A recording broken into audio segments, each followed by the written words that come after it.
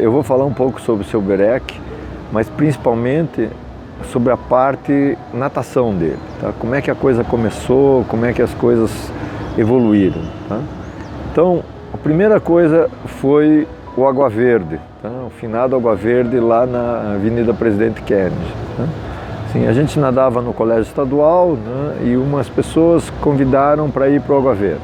O Água Verde tinha uma equipe de natação incipiente, mas estava começando, tinha um técnico que depois foi um dos grandes técnicos do Paraná, que era o Paulo Falcão, e fomos, então, ele começou a angariar pessoas que nadavam no estadual, né? E a gente ia nadar lá naquela distância monstruosa que era o Água Verde.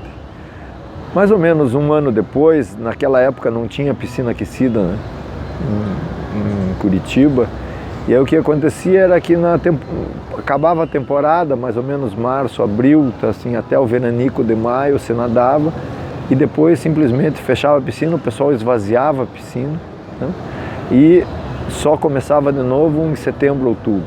Né. Naquele ano, aí que foi o primeiro ano que a gente foi nadar no Água Verde, simplesmente esvaziaram a piscina e não encheram mais, tá? Disseram que não ia dar, que o clube estava em contenção de despesas, para variar, e aí o seu Berec convidou todo mundo do Água Verde para ir para o Centro Israelita do Paraná, tá? Com já uma coisa chamada Clube do Golfinho, tá? Assim, já era dentro do Centro Israelita, já era Clube do Golfinho, já tinha o símbolo, já tinha o chapeuzinho, já tinha tudo, tá? E o Paulo Falcão começou a criar uma equipe, tá? Uma equipe, apesar de não ter aquecimento, não ter nada, tá? Ainda começou a formar uma equipe e chegaram a ter 200 pessoas nadando, tá? Começou a ganhar amigos do seu Berec, tá? Assim, começaram a criar fama, tá? Assim, porque ao contrário do Curitibano, que era uma equipe só para sócios, tá? Assim, no Centro Israelita o seu Berec tinha conseguido que entrasse todo mundo, tá? Sem problema nenhum, sem ser sócio, sem nada, ia lá, pagava um valor e entrava na equipe de natação. Com isso, tá, a equipe começou a crescer e aí começou outro problema, tá? Assim, que na verdade foram dois problemas. Primeiro, teve a doença do Fink, tá? Que era um dos nadadores, tá? Assim, ele ficou doente, em 3 meses ele faleceu, tá? E aí o seu Berec, junto com os amigos dele, resolveu fazer um campeonato de inverno, que não existia no Brasil campeonato de inverno. Assim, apesar de ter Rio de Janeiro e São Paulo, ter algumas piscinas aquecidas, Curitiba só tinha o Thalia, e o Thalia ainda era um clube extremamente exclusivo, né? Então o seu Berec resolveu fazer o troféu José Fink, que era um troféu de inverno, e para isso precisava obviamente aquecer a piscina, né? E aquecer a piscina, ele conseguiu patrocínio, conseguiu verbas do Estado, conseguiu os amigos, tá? Assim, e que eram pais de atletas, né? Assim, conseguiu-se fazer o primeiro troféu José Fink, que foi lá no Centro Israelita do Paraná.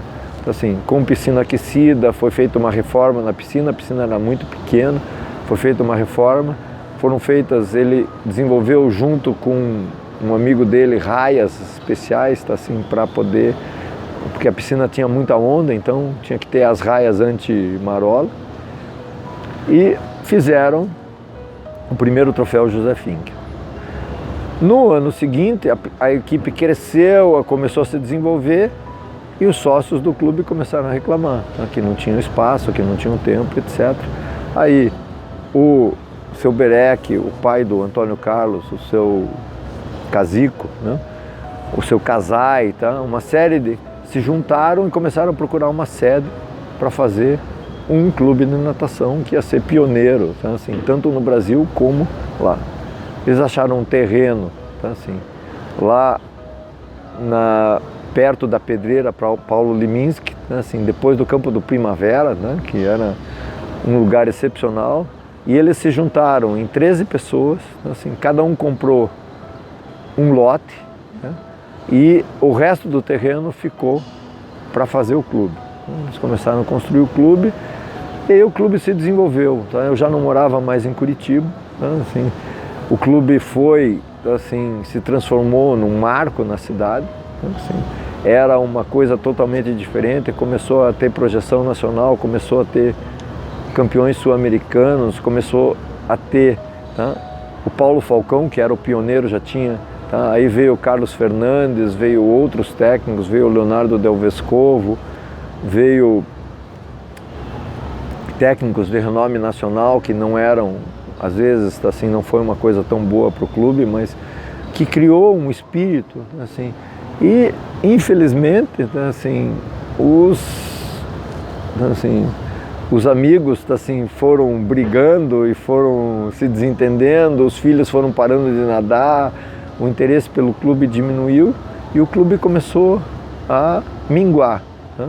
Assim, o seu Berec saiu, foi abrir uma escola de natação, vamos dizer, totalmente desligado. Aí não tinha mais o espírito competitivo, então o seu Berec foi presidente da Federação de Natação, então assim, ele procurou crescer, ele era uma pessoa extremamente empolgada com isso, né? Assim, então quando o Centro Israelita competia, ele era o que mais torcia, era o que mais brigava, era o que mais dava palpite, era o que mais reclamava, então assim, ainda a parte de juízes era muito amadora, tá? Então as decisões eram sempre muito questionadas, assim, então foi uma época assim, áurea da natação. Assim, tinha aqui o Clube do Golfinho, tinha o Curitibano com uma força grande, tinha o Canadá, tinha Arel lá em Londrina, tinha o pessoal de Maringá. Então foi uma época áurea da natação paranaense. Então, assim, começou a ter os grandes nadadores paranaenses, assim, o Curitibano quase foi campeão brasileiro, então, assim, terminaram a competição quase no final para evitar que o Curitibano fosse campeão. O Golfinho também ficou em terceiro ou quarto lugar no brasileiro. Então, assim, teve nadadores, teve Michelena, teve grandes nadadores. Então, assim, eu não acompanhei mais porque eu já não estava totalmente desligado, eu já morava no Rio de Janeiro. E quando eu voltei o Golfinho já tinha acabado. Né? Assim, foi uma pena. E aí houve uma série de oportunistas que tentaram ganhar dinheiro com o clube, não fazer aquilo que os 13 originais faziam, que era fazer por amor, não por... Eles não tinham questão de lucro, tá? Eles colocaram, então, assim, o Casai, que foi o construtor, tá? Assim, ele colocou dinheiro do bolso, tá? Tirou gente da construtora dele para construir. Tá? O pai do Antônio Carlos doava dinheiro, meu pai doava dinheiro.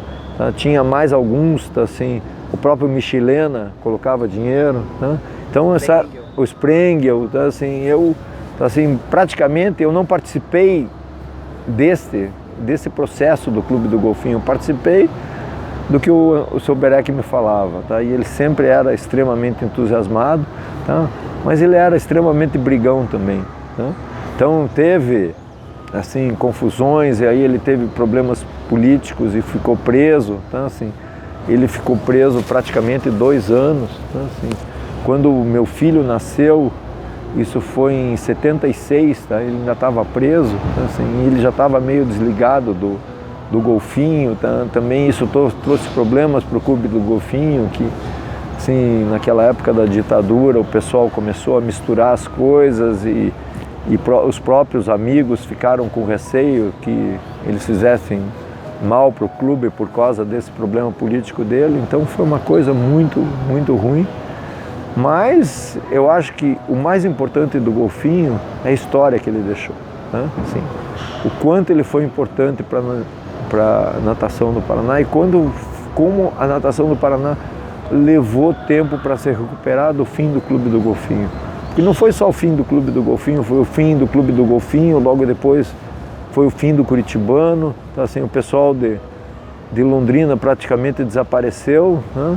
Então a natação do Paraná ficou 20 anos assim, sem acontecer nada. Então hoje tem o próprio Curitibano e tem poucas coisas assim, que foi realmente que começaram a desenvolver. Quando ele saiu da prisão, tá? ele estava muito abalado. Tá? Então, qualquer coisa que acontecia, assim, ele levava pelo lado negativo. Tá? Mesmo assim, o próprio receio dos outros sócios do clube, tá? Assim, dos problemas políticos dele. Tá? Assim, então ele estava muito abalado.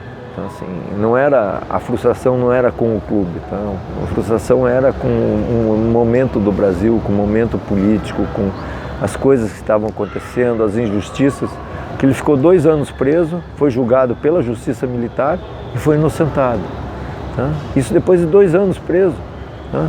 Quer dizer, se ele tivesse sido condenado, tá? Assim, que seria até, vamos dizer, seria melhor, tá? Assim, porque era completamente diferente do fato dele 2 anos preso e ser inocentado. Né? Então isso foi uma coisa assim muito dolorida para ele. Tá? Então a saída da prisão, né, assim, ele estava magoado com o mundo. Não era com o clube do golfinho, não era com os amigos, tá, assim, não era com quem foi solidário, com quem não foi solidário. Ele estava magoado com a situação que ele passou. Né? Mas ele foi se recuperando, mas foi muito difícil. Tá? Assim, eu acho que ele nunca se recuperou totalmente desse tempo que ele ficou preso. Tá? Com todas as coisas que ele conseguiu durante preso e de vez em quando saía, fugia, etc. Mas foi uma época muito difícil da vida dele. Né?